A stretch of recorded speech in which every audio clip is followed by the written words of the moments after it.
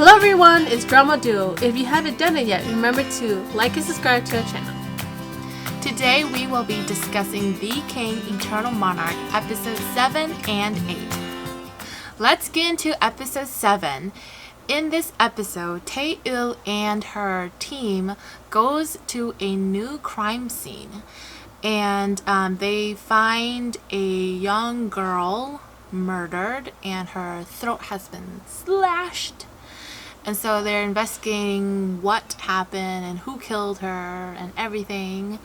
Also, the suspects are the roommate, the girl that lives with her, and her boyfriend. It turns out that the victim's roommate's doppelganger in SeaWorld is actually a security guard in the palace. So you definitely know that this case is connected to Lee Lim as well. The episode then picks up from where we left off in episode 6. Lee Gon comes back to K-World, but he is not alone. He brought along Jo Young with him. So they try to keep Jo Young's identity in that he's in the K-World a secret. But of course, Unsop walks in on them and sees, his doppelganger and kind of freaks out. And it's like a really funny scene. So they eventually have to tell him the whole parallel universe story and stuff like that. I just really love the scene when Unsop walks in on them. It's so hilarious. And he sees Jo Young for the first time and he's like, I've never noticed how handsome I am. Because Jo Young, he's all neat. His hair's slicked and he looks good. Yeah. But Unsop, he's kind of, He looks like a country bumpkin. Yeah, he does. And his hair's all kind of raggedy and everywhere. So it's a fun interaction between the two doppelgangers.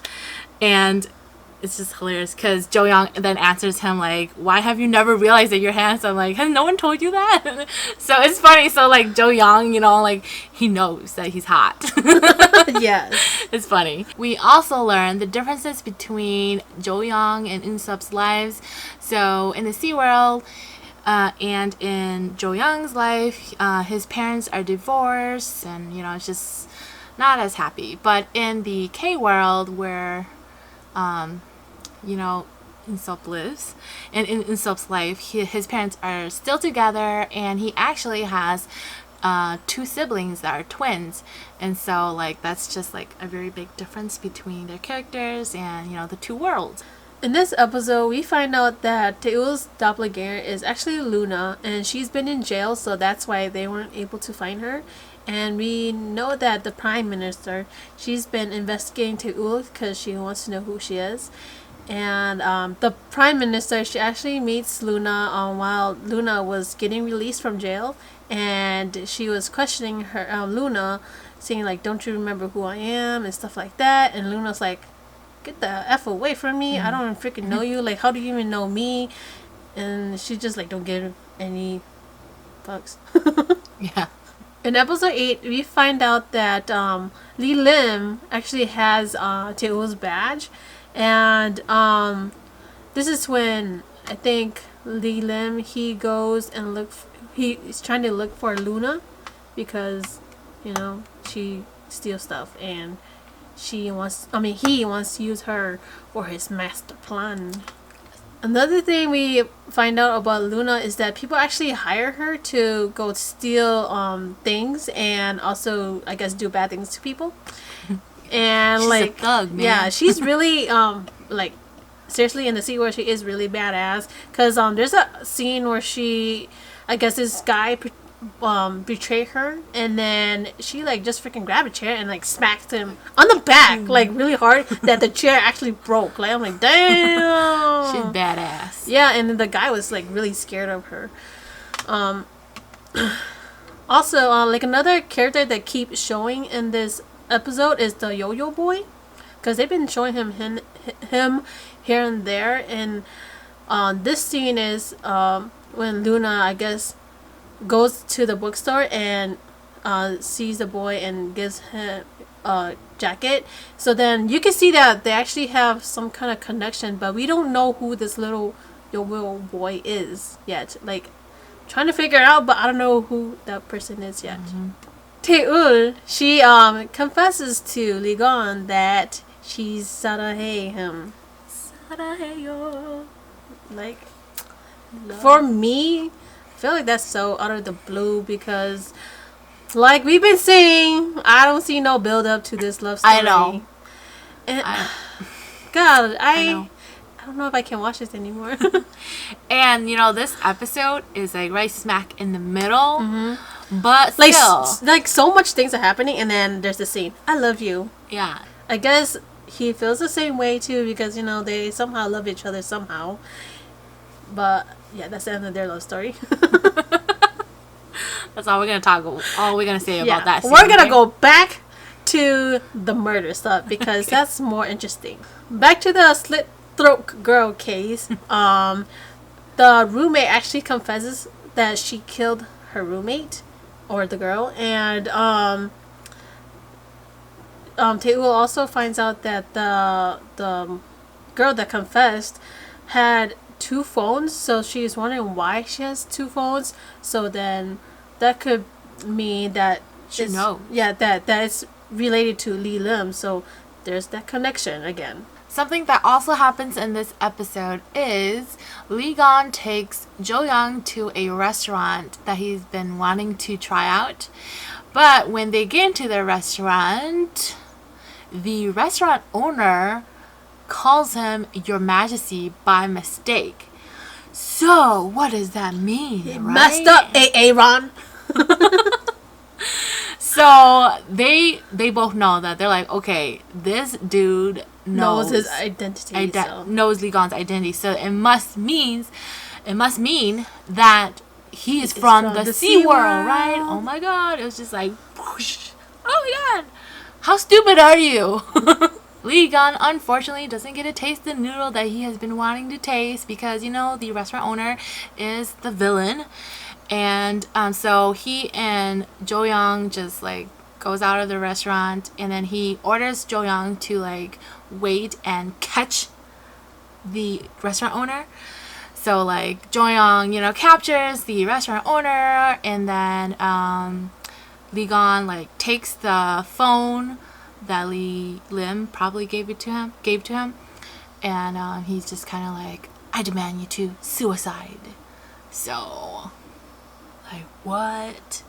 A big event that happens in this episode is when Shin Jae, he intercepts the information that Tae-ul has been researching and investigating, and he found out that she has been like trying to look into Lee Gon's doppelganger's family history and information and stuff like that. So Shin Jae actually visits the grave of Lee Gon's doppelganger, and he realizes, like, he has a flashback in this part where he remembers seeing that boy in the TV crying and grieving, right? So what does that mean? Like, it's possible that he was in the Sea World before. Well, it pretty much confirms that Shin Jae is from the Sea World. If he has that memory of seeing Lee Gon crying and grieving. Like, what? This part was just like mind-blowing for me. I was just like, oh my god, of course. I know, I was like, oh my god, he's from the Sea World. Like, yeah. Lee Lim's probably brought his ass to the freaking Sea World because I don't know what he was trying to do, but something. There was a scene where we see his mother, Shin Jae's mother, in the Sea World, and she receives some photos of Shin Jae in the K World. Oh, yeah. So that definitely confirms that, yeah. Shin Jae is from Sea World. So then that means that his mom has some kind of connection to Lee Lim. Lee Lim, right? That she's also agreeing with that he can take Shin Jae to the K World. Yeah, so we're just wondering, like, why is Shin Jae in the K World? And what happened to his doppelganger in the K World? Like, what happened? He's probably dead. What? Okay, he's probably dead. Or Or I they're don't keeping know. him somewhere. Are they I don't keeping him know. somewhere too? I don't know. I'm just confused. But lots of questions about his identity and why he's there. Shinjae then sees Eun-seop touching Jo Young's phone and knows immediately, like, hey, that's not your phone, and who the hell is that guy in that photo, and why is he with Lee Gon in that photo? And Eun-seop tried to like lie about it, but of course Eun-seop is too stupid, and so Shinjae forces Eun-seop to give him the Card key. card key for Lee Gong's hotel suite, and Shinjae goes to the hotel suite. He gets into the room and he's like searching through everything, and then he sees like Lee Gong's jacket on the bed or whatever, and he goes through it and he finds the autopsy of Lee Lim. So he's like, what the fuck is this? And you might get, like, I think he sees like the symbol. Yeah, the symbol that he's been looking Yeah, for too. symbol of Korea, SeaWorld. And he's like, what the fuck is going on? And like, oh my god. And then right then, Jo Young and Lee Gong comes back home, and like Jo Young and Shinjae, they kind of like fight. And then he's like, who the fuck are you?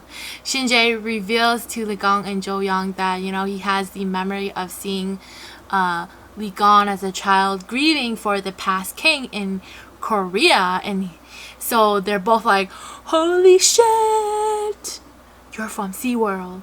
And Lee Gong, he's like, so it looks like I'm your king. And that's where the episode ends. Our last question for you guys is, what would you do if you find out that you are actually from a different parallel universe like Shinjae? What would you do? Comment below and let us know what you would do. And up first, we're gonna have C answer us that question. Darn. Okay. Okay, so for me, I think I would probably investigate because I'll be kind of curious. Ooh, investigate. Yeah, but then I'd be like super confused. Like, I'm like, how did I get here, and stuff like that. Like, you people knew of me, but you guys didn't tell me. Like, hella confused, and then maybe like kill some people on the way. Kill some people. Okay. Wow. Just kidding, but yeah, that would be the. Maybe I'll take it. I don't know. I'll just be really confused. Yeah. Follow-up question to that is, would you want to go back to your native world, native universe? I mean, I think I would, but then you already have people in that world already, and you don't really want to leave them behind, especially like if you fell in love with somebody and you're like, oh my god, I'm from the sea world, but then I have a woman I love in the K world, like I can't leave her, kind of thing, Okay. So, All right. so I probably might not go back. Okay. Interesting. If I found out that I'm from a different universe, oh my god, I'll be like so amazed. I'll be like, what the fuck? There's a different universe? Yeah, I think I'll be confused and shocked. Actually, at first I wouldn't even like believe it, because I'd be like, that's just crazy. But if like I was given enough evidence and I was shown the other world, I'll be like, oh my god, Or like this if is you so... have flashbacks, right? Yeah, I guess I'll like Shinjae, I'll be like, oh my god, or like, also I'll be like, this makes sense. I've always felt like I don't belong in this world. Which is kind of like what Shinjae felt, like he felt like he didn't really belong where he was, and I feel like I would have had the same kind of like feelings and mental issues like him. But yeah, it would be interesting. Then would you go back to where you came from, or stay in the world you were living in? I think I would go back to visit, but I don't know if I would stay. I would stay if it's a better world. But I don't know. Like, for me, I don't know. Go back and forth if that's an option. And I guess I would like to find out, like, how the hell did I get here? And did my parents know anything about it? Was it their plan? Was it their scheme? Did they kidnap me? Did they steal me? who switched me at birth? Yeah, it'd be interesting. Yeah. With all these amazing stuff that happened in these 2 episodes, that's all we have for today. So we just want to say, remember to like and subscribe to our channel and ring the bell for notifications for our new videos. And thank you for watching. Bye! Bye.